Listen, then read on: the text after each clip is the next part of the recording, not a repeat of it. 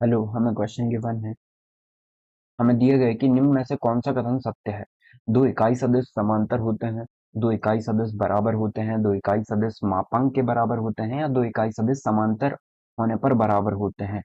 ठीक है। तो सबसे पहले इकाई सदिश क्या होता है वो देख लेते हैं। हमारा वेक्टर यूनिट वेक्टर जो होता है वो क्या होता है, जिसका मापांक जो है 1 आता है। जिस यूनिट वेक्टर का मापांक 1 यूनिट आ जाए वो हमारा यूनिट वेक्टर कहलाता है। ठीक है। अब इकाई सदिश कहलाता है क्योंकि इकाई मिल रही है हमें इसका मापांक। अब हमें पता है कि कोई सदिश समांतर होते हैं नहीं, समांतर होंगे तब इन्हें आप इक्वल नहीं बोलोगे। ठीक है। दो इकाई सदिश मापांक में बराबर होते हैं, हम ये बोल सकते हैं कोई भी इकाई सदिश आप लेके आ जाओ, कोई भी इकाई सदिश उनका मापांक 1 यूनिट ही आएगा। अब हम यदि बात करें दो इकाई सदिश समांतर होते हैं, ऐसा बिल्कुल भी नहीं है। ऐसा बिल्कुल भी नहीं है कि दोनों इकाई सदिश समांतर हो। समांतर मतलब कोलिनियर हम बोल देते हैं, कोलिनियर हो जाएंगे। ठीक है। अब दो इकाई सदिश बराबर होते हैं, इकाई सदिश बिल्कुल भी बराबर नहीं होते। आप ऐसे हम कई एग्जांपल देख सकते हैं जिनका यूनिट वेक्टर आपको 1 मिल रहा होगा, लेकिन वो जो है आपके यूनिट वेक्टर जो होंगे वो मतलब अलग अलग होंगे, सेम नहीं होंगे। ठीक है। तो यूनिट वेक्टर अलग अलग हो सकते हैं आपके। दो इकाई सदिश बराबर होते हैं ऐसा बिल्कुल भी नहीं है, इकाई सदिश अलग अलग हो सकते हैं। ठीक है। दो इकाई सदिश मापांक में बराबर होते हैं तो ये वाला करेक्ट हो जाएगा। दो इकाई सदिश समांतर होने पर बराबर होते हैं, ये भी बिल्कुल नहीं। ऑप्शन नंबर थर्ड हमारा जो है करेक्ट आंसर हो जाएगा। ओके, आई होप आपको समझ में आया होगा।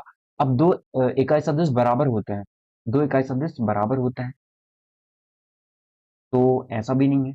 दो इकाई सदिश अलग अलग ले लीजिए आप वेक्टर ए।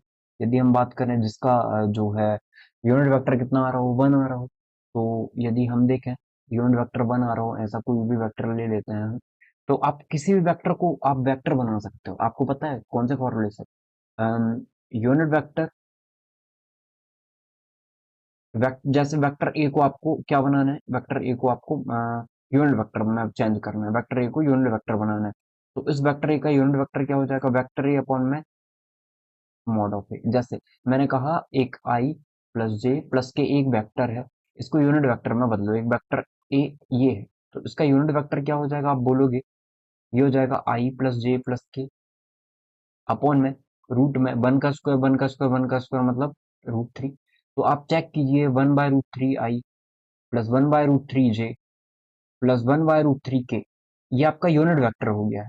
चेक करके देख लीजिए, यूनिट वेक्टर इनका मापांक 1 आएगा, 1/3 प्लस 1/3 प्लस 1/3। इनका मापांक कितना आएगा, 1 आएगा। चेक करके देख लीजिए 3/3 मतलब 1। तो ऐसे आप कई सारे क्वेश्चंस देख सकते हैं। ठीक है। जैसा मैंने कहा एक है आपका 2/3 आई प्लस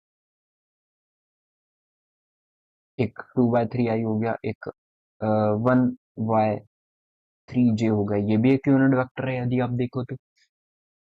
ठीक है। इनको √3, इसे भी √3 ले लें हम। इससे कुछ ऐसा बना लेते हैं मतलब हम, मैं ये बोलना चाह रहा हूँ आपको।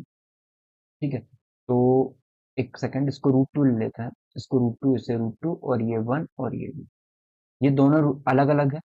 अब इनका स्क्वायर कीजिए, 1/2 प्लस 1/2 रूट में कितना आ गया, 1 आ गया। यूनिट वेक्टर बना मतलब ये वेक्टर, इसे मैं फिर से लिखूं तो 1/√2 आई प्लस 1/√2 जे। क्या ये दोनों अलग अलग वेक्टर हैं? पर ये वेक्टर अलग अलग होने के बाद भी इनका यूनिट वेक्टर, इनका मापांक जो है वो 1 आ रहा है। मतलब दो इकाई सदिश के मापांक बराबर होते हैं, दो इकाई सदिश बराबर नहीं होती। ठीक है। आई होप आपको क्लियर हुआ होगा। तो इसका जो करेक्ट आंसर है वो हो जाएगा ऑप्शन नंबर 3। थैंक